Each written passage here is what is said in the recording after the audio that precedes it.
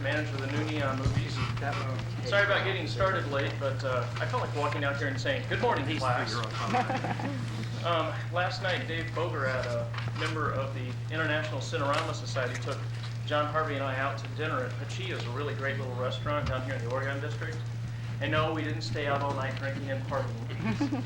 But what happened was at the end of the party, John mentioned kind of as an offhand remark, he said, "Oh yeah, by the way, Larry, did you remember that this Sunday, the next day, today, is his 60th birthday?" We didn't know, we weren't prepared, so I arrived a little bit late today because the bakery was writing as fast as they could on the cake. And we're going to surprise him at intermission. He's not in the building right now, that's why I'm letting you in on it. But at intermission, we'll bring down a cake with candles on it and sing happy birthday to probably the world's best projectionist, and I hope you will join me at that time. Until then, let's keep it a secret. How the West Was Won. Let's see. Is there anybody here who hasn't seen This Is Cinerama? Anybody? Just this is the first. Got a couple down. Wow, there's a bunch actually. Well, I'll give you a real quick overview of when you come to see This Is Cinerama. We let people in at 11:30 and actually start these mini tours where we take people behind the screen, about 5 or 10 at a time, and show them the screen is made out of these very narrow ribbons that are just 3/4 of an inch wide. There's like 980 of them in the whole screen. Behind the screen, you can see how it's literally bolted to the roof. There are these fixtures holding the frame at the roof as well as to the floor. The screen goes from wall to wall, so it's as wide as we could get the screen.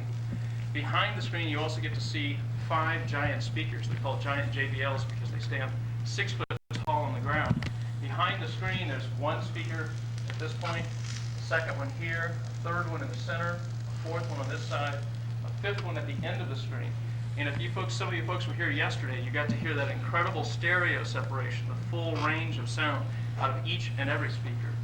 These 4 on the side walls, these 4 speakers, actually there's one back there, I can't see it, but I'm sure it's there, play channel number 6, and it's a separate discrete channel, as in anytime the action happens on screen, let's say Jimmy Stewart's standing over here on one side of the screen and he's talking to some character in the movie, you'll only hear his voice out of this speaker. So it gives you the impression that you're actually there. That helps create some of the illusion of Cinerama.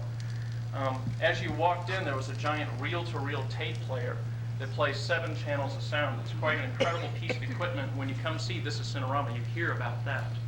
Also, we use 3 different projection booths. There's Abel over here in this corner because it takes care of the A panel of the screen. Baker in the center takes care of the B center panel, and then this is Charlie, or in England they call him Charles, which takes care of the C panel of the screen.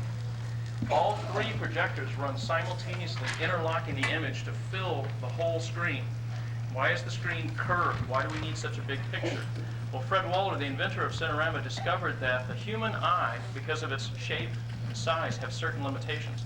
We all know that the back of our eye is curved. Well, if the screen is curved, we can actually keep in focus a plane of view that's 146-degree curved, which is what this screen is, by 55 degrees high. He spent about 20 years making all kinds of different shaped screens using different projectors, different cameras, until he finally honed right in on this. It's kind of cute. John Harvey's got a great story about going to visit Fred Waller, the inventor's widow in California. And he was asking her about what were some of his experiments like.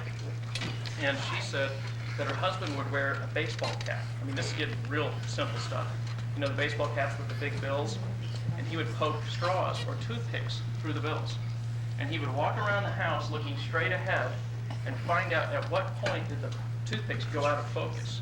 That was one of the simple experiments he started with, but by doing that kind of experimentation, something no one had ever thought of before, he started to define what is peripheral vision, that part of our vision that we can see clearly and in focus. All of us can see way up and down and to the sides, but do we really see clearly what's going on? If you hold your hands out to the side, can you see how many fingers you have?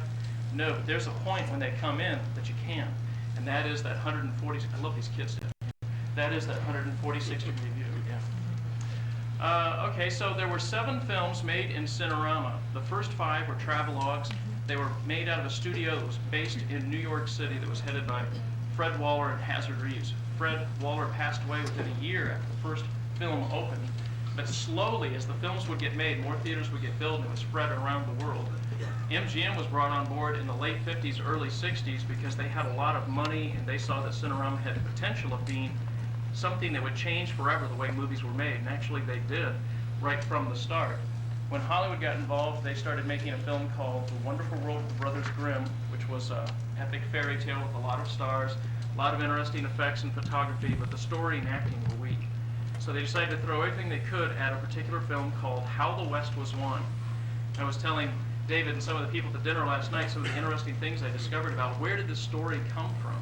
Well, originally it was a series of articles that appeared in Life magazine on how the West was won, and they used different plot devices to kind of tell the story of how people moved from the East Coast when this country was very young in the early 1800s. It starts out in about 1839 to people traveling west because that's where everything was happening. That's where opportunity was. That's where money, farming, land, very cheap land, was could be found, to people who would risk, that would take the adventure to win, battle over the elements or the Indians or whatever, to take their own property and start from scratch. They used different things like the railroad, the rivers, wagon trains. Sometimes it was just sweat, determination, and there's a scene where Gregory Peck rides a mule for a couple hundred miles. That's pretty interesting. So the story was started out as an article in Life magazine. Then, let's see, Bing Crosby bought the rights to the story. He wanted the total rights, as in the rights for any music, any film, any book, anything based on that story. He was such a big fan of it. And Bing Crosby put out an album of early folk tunes based on what people were probably listening to and singing at the time. And this film was really good at depicting back what life was like in the 1800s. Late at evening, they didn't go over and turn on the television. They would sit around the fireplace or the campfire and tell stories and sing songs and recite poetry and read from books, because that was what they did to entertain themselves. So there's a lot of good homespun entertainment in How the West Was Won. Let's see, from there, Irene Dunn got involved. The actress thought it was such a neat idea, a great story. She thought she would approach MGM about making it, I'm not sure if she actually was the one who suggested making it in Cinerama, but she suggested that the film How the West Was Won be made and be used as a fundraiser for a children's hospital that she was helping support. So she helped sign a lot of the big stars to work on the film. And even those stars like John Wayne, who at the time was making $500,000 per film, he agreed to sign on to make How the West Was Won at only $25,000 so he could participate in the film because his favorite director was working in it, John Ford. All the other stars, that's Debbie Reynolds, Jimmy Stewart, Spencer Tracy, all the rest of them only made $25,000 each for working on this film. It was really a labor of love. It took 3 directors to make How the West Was Won. Let's look at some of the other stars if I can get cooperation from the slide projector. I sometimes have trouble waking it up in the morning. Try a little way up here. I'm going to have to go upstairs and just to a lot of the stars that are still alive, inviting them to come and see the film here.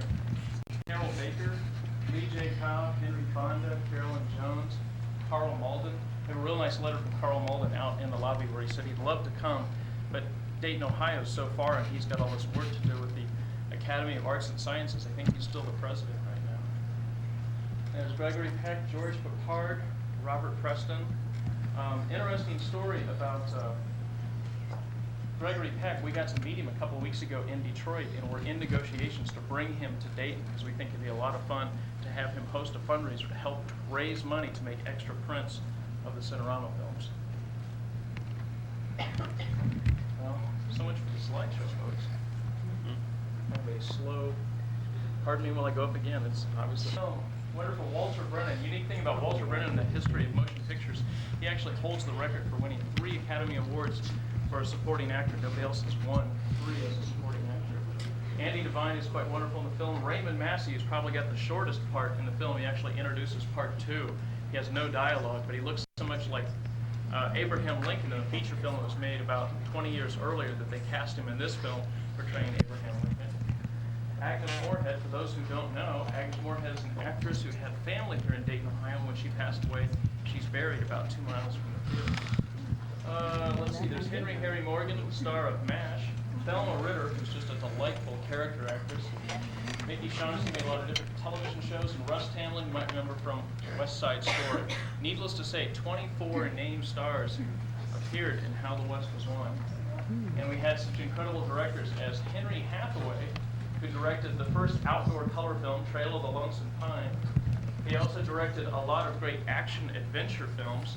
So he was like one of the key guys to think of when you wanted to direct a Western. He was still quite powerful in Hollywood. He helped get people like Debbie Reynolds involved and a lot of other stars. There's a cute story about Henry Hathaway, how he loved making Westerns. He loved shooting out on location, just like John Ford. The farther they went into the woods, the less they had to listen to the corporate offices back home.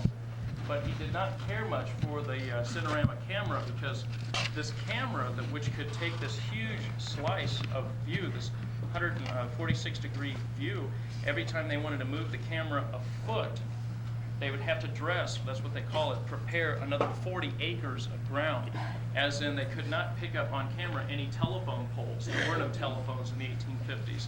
Anytime there was an asphalt road in the shot, they would have to dig up dirt to throw on top of the asphalt road to cover it.